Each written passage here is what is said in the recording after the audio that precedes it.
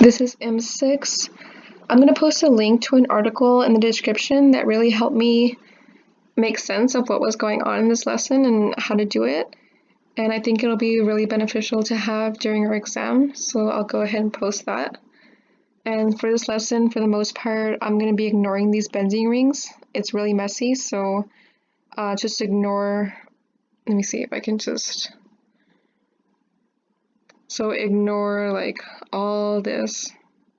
And we're going to be focusing on this phosphorus out to the different molecules. So from here out, and throughout this whole lesson, we're going to ignore the benzene rings.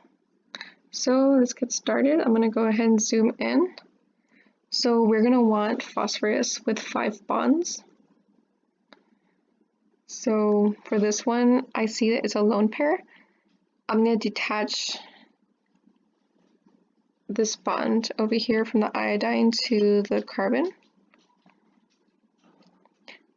And I'm not going to attach this carbon with this one because I want phosphorus to have 5 bonds total. So I'm actually going to use this one to bond.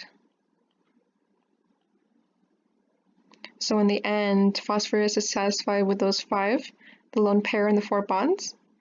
And our carbon has its 4 bonds as well.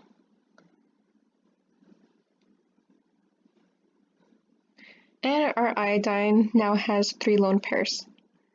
So this one's not as bad. You see 1, 2, 3, 4, 5. And throughout this whole lesson, I think he wrote in the description that the cyclic pi bonds are 18. I'll show in the next one how he did that, in case anyone wanted to know about it. So the way he did it, we're just going to count in the benzene rings, so anything else with a double bond, we're not going to count it. So we're going to be counting the blue, if you can see here. So 1, 2, 3, 4, 5, 6. There's 3 rings, and each has 6, so 3 times 6 is 18. So that's why we put the 18. Again, I'm going to ignore that, the benzene rings, and I'm going to focus on my phosphorus out. So I'm going to move this down. This is the only one that we're going to be dealing with this molecule on the side. I see that my carbon needs another hydrogen, and ylide means that we're going to make a double bond here, which makes sense because we want that extra hydrogen to come over here to this carbon. So I'll zoom in so it's better. So I'll do a double bond, because that's what an ylide is. And now I have that hydrogen free to take for that carbon. So this is the end product. I didn't touch the iodine, so that still has its 4 lone pairs.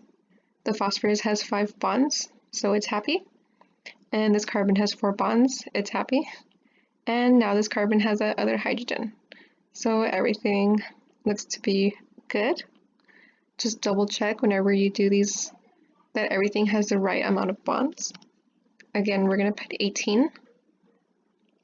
I'm trying to show this as clear as I can. I know it can be messy with these benzene rings, but I found it helpful just to put them on one side and work from phosphorus out. So I'm going to put them on the left. So now I can just focus on my phosphorus and this molecule. For the second intermediate, we're not gonna bother with this molecule. Oops. We're not going to bother with this molecule, lithium, or iodine. So that's going to remain. I'm going to be focusing on this molecule. So for the second intermediate, we actually want to make a 4-member ring with this oxygen, this phosphorus, and these 2 carbons. So I'm going to roll it around to get a different view. Okay, so this is where the 4-member ring is going to be made out of. So I'm going to take any of those 3 bonds, or the lone pairs from oxygen. I'll just take this one, and I'll put it to phosphorus. So now phosphorus has its 5 bonds that it likes. My oxygen has 2 lone pairs, and my carbons remain with their 4 bonds. So for the second intermediate, we just make sure that we make that 4-member ring,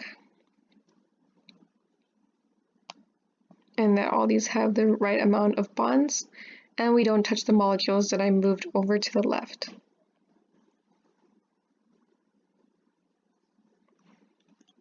'18.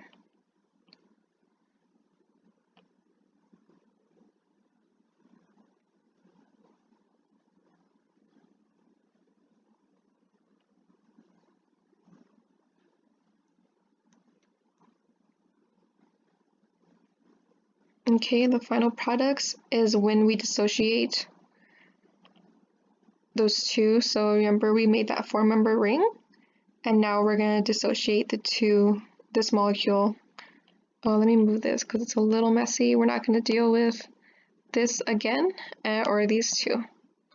So I'll move them out of the way, and I'm going to zoom in to that 4-member ring that we created earlier. So again, we're going to make an ylide, and to do that, I'm going to grab this bond from carbon to oxygen and do a double bond from the phosphorus to oxygen. And now this phosphorus has too many bonds, so I'm going to take this bond from the phosphorus to carbon and connect it to the carbon, disassociating the two molecules from each other.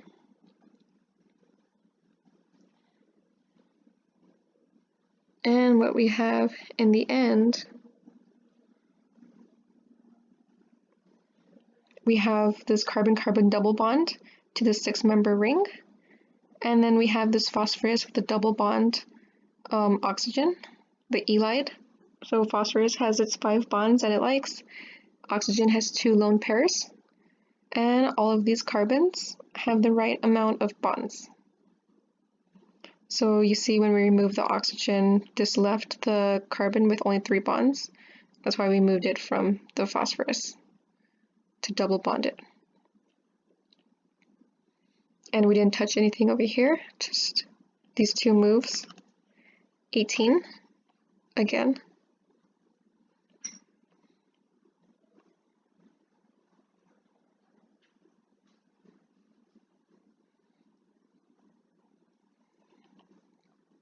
Okay, I'm going to move it around so that these are on this side.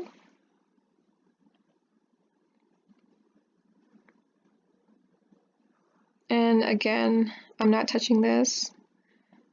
This was only used for one question throughout this whole lesson. I'm going to zoom in. Okay, so I see this carbon has a lone pair, so that kind of indicates to me that I'm going to need to bond it to something.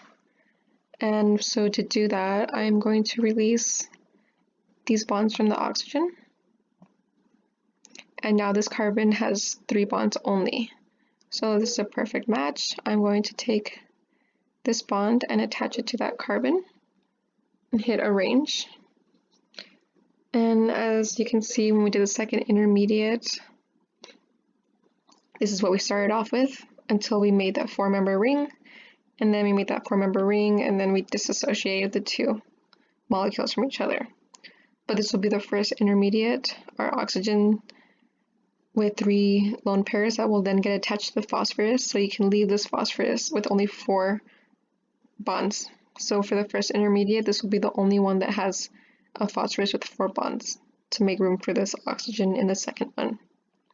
And all our carbons have the right amount of bonds. So that's it. We didn't touch this molecule, we didn't touch the iodine or the lithium. And of course, we ignored the benzene rings throughout the whole lesson. I believe that is it. I really do recommend at least saving that article because I'm hoping it'll help during the test. But yeah. Good luck. I hope this was clear enough. I know it's a little messy, but I tried my best.